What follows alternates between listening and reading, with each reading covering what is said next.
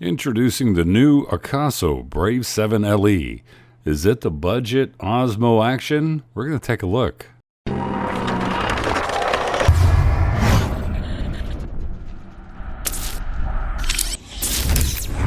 So this review has been a long time in making, long time in waiting. And that's because I wanted to be very, very thorough with this new Akaso Brave 7 LE. Don't you like the quick autofocus? I'm shooting right now on the Sony ZV-1, but that's a different video that will be coming up, my full review of that camera. But with this Akaso camera, you know, there's a lot of things that are really good about Akaso. And I've been very excited about this camera because everybody's been waiting for it. It was going to get released and then it was kind of held back because they wanted to do some tweaking with it. And there's a lot of good things about this camera and a few things that still need to be worked on. But you know, Akaso has been real nice. They've really kind of made a name for themselves, starting with the original V50, and then the V50 Pro, and then the V50 Elite, and then the V50 Pro SE, and then the V50X, the Brave 6 Plus, and now the Brave 7 LE. So what I'm going to do is, this video is going to be a little bit longer than what you're used to, by the way, because I'm going to go through a lot of aspects about this camera, different resolutions, its bit rate, which will be in the bottom left-hand corner of every resolution, so that you can kind of get a good idea of the quality that you're getting with this camera. Like I said, it does have some quirks, and I'm going to go over the quirks at the end, but let's get to some video resolutions, audio test, some comparison videos, because there's always somebody out there that wants me to compare this camera or a camera to another camera. So I'm going to do a couple of comparisons for you, and then I'm going to kind of wrap it up with my final thoughts, and I'll throw a little bit of an unboxing experience into the mix also. Although the unboxing experience, I'll just keep it really short. But let's get to resolutions right now.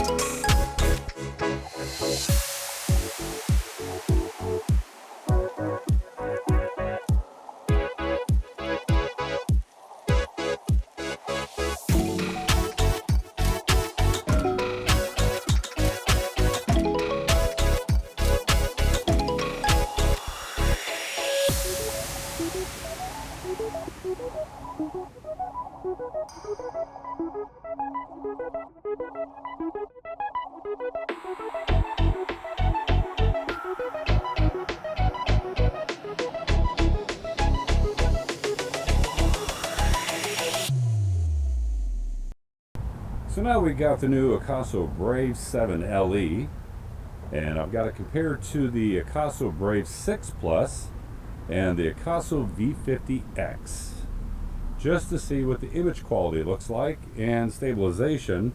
And let's do a quick little audio test. We'll start with the Akaso V50X. 1, 2, 3, 4, 5. Now the Brave 6 Plus. 1, 2, 3, 4, 5. And the Akaso Brave 7 LE. 1, 2, 3, 4, 5. So we'll see how the audio sounds between all of these. One thing to keep in mind is that the Akaso V50X does like to go out of sync after a while. So just to see, walking around, they're all side by side on a board together, how they look, and now we'll see some image quality.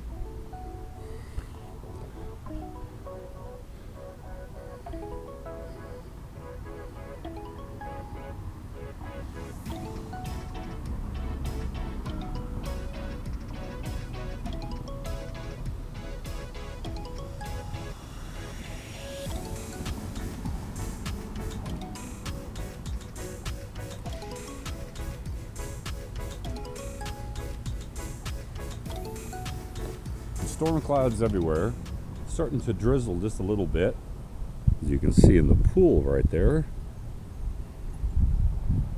But it doesn't really matter with this action camera because, like I said, it's water resistant all by itself because it's sealed up pretty well. Once the weather gets a little bit better, I'll put it into the waterproof case and then we'll dive off into the pool.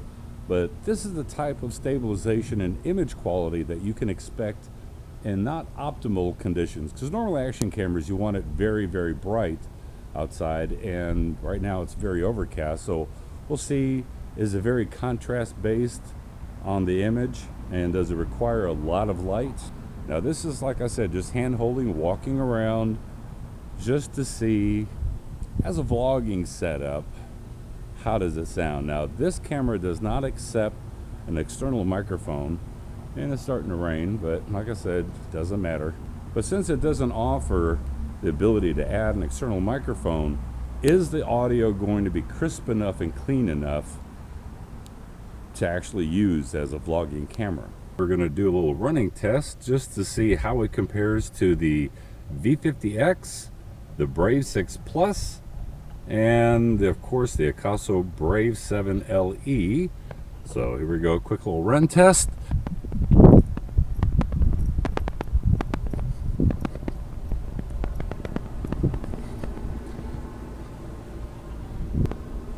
So we'll see how that looked.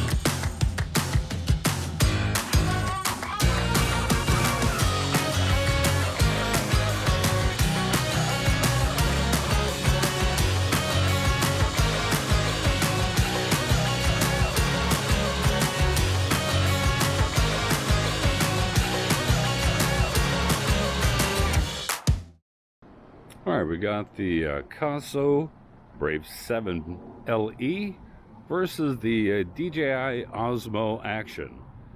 Just walking around with it. And the sun is very bright in Texas today. But just to give you a little rough idea of image quality between these two.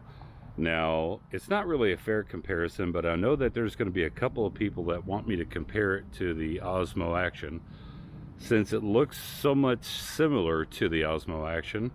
So that's what I'm going to do. So right now I'm going to do a couple of different movements. So first off, I'm going to do a roll access.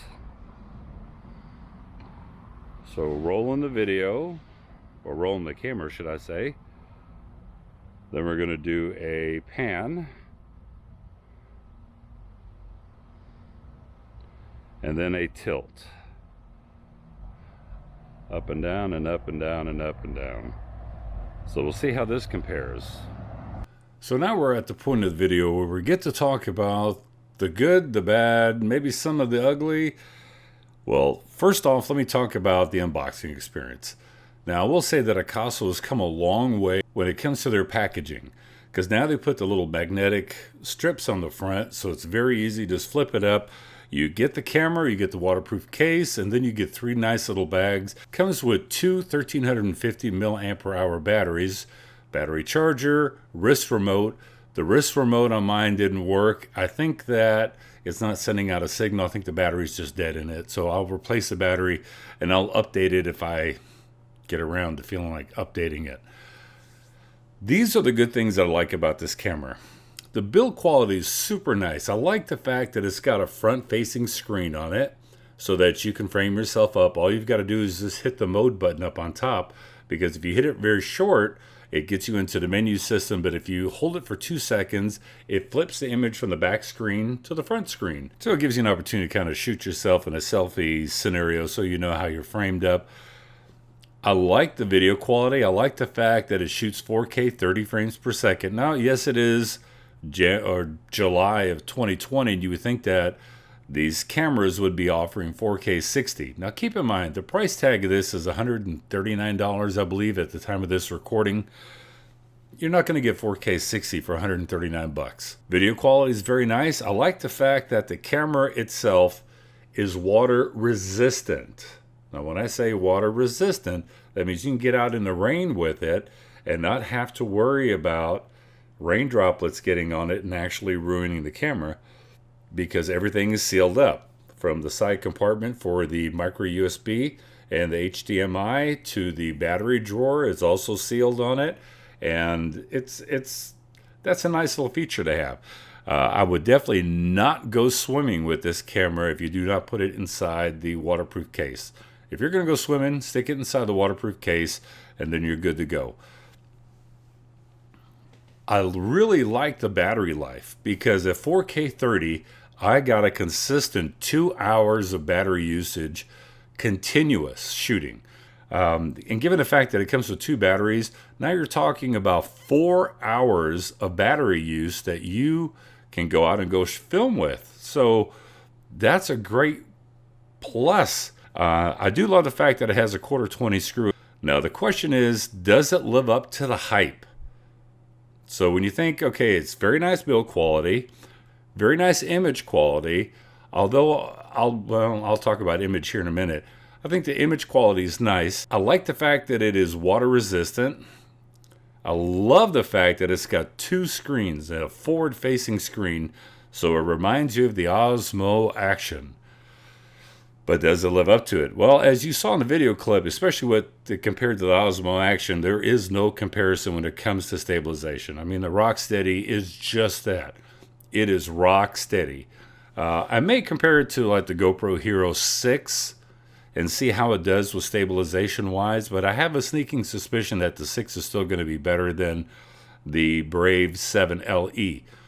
Now, is it worth an upgrade going from the Brave 6 Plus to the Brave 7 LE? Well, that's the million-dollar question.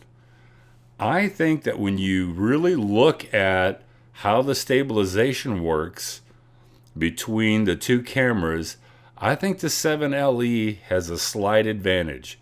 Very slight. But the difference is that it crops in a little bit more than what the Brave 6 Plus does. The Brave 6 Plus gives you a little bit more of a field of view with still really good image stabilization. Now let's talk about the cons. I don't know what's going on with the Akaso. Ever since the V50X, then the Brave 6 Plus, and now this Brave 7 LE, I don't know if they're getting microphones from a different vendor or what the deal is, or if it's firmware related, but the audio is bad. It's bad across all 3 cameras. The V50X is very low in volume. The Brave 6 Plus has got a very high tinny sound to it. The Brave 7 LE is actually a stereo signal, so you got left and right channels on it, but it's got a little bit of a muffled tone to it, and it's still low in volume. So those are the things that you're going to have to kind of consider. Another thing is 1080p 60 and 2.7K 60. If you look at those two videos, it's almost like, for some reason, 60 frames per second. And I have a sneaking suspicion that they're using the high silicon chipset in this one, because it happened with one of their other cameras that 60 frames per second wasn't very good at all, especially in the 1080p. Now, 1080p 30 looked very nice to me. 2.7K at 30 looked very nice. 4K 30 looked very nice.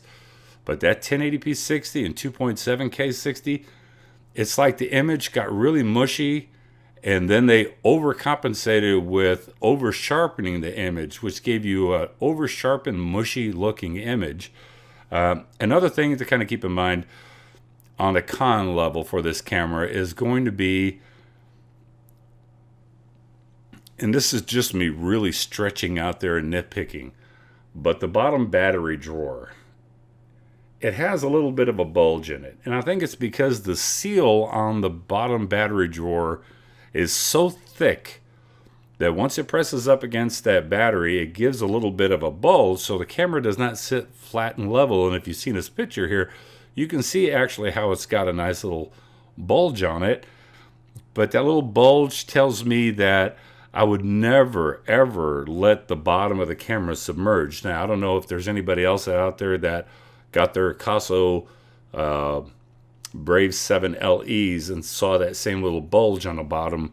But given the fact that if you're hand holding it like this and you're out shooting and it gets a little bit rainy, that's fine. That's on the top of the camera. It's not so much on the bottom. But that's just me just really nitpicking about it. But the 1080p 60, 2.7K 60 sucks. But I really think just because the 1080p 30 and the 2.7K 30 look really good on this camera, I think it can be addressed in firmware. So that's a plus. So all in all, what do I think about the new Akaso Brave 7 LE? I really like this camera. Yes, it's got some little quirks with it, but so I think that if Akaso can really just pay attention to the firmware, fix the 1080p 60, fix the 2.7K 60, and fix the audio, that they'll have a real winner on their hands. But all in all, what do I think on a worth it or not scale for $139 for a water-resistant camera with 2 screens on it? I give it a thumb and a half. Yeah, I'll give it a thumb and a half up on this camera. I think it still has a lot of potential, and I think Akaso, if you're listening, you have the ability to kind of really get in there and nitpick and fix this. But that's it for this video. Comment below. Tell me, what do you think about the Brave 7 LE? Is it worth it for $139 for a native 4K action camera that is built very ruggedly? This thing is very rugged. It's not as heavy as the Osmo Action, but pretty darn close. But tell me in the comment section below, what do you think about it? And until the next video, I'll talk to you guys later. Bye. Gotta get me a cup of coffee. Because with coffee, I'm superhuman.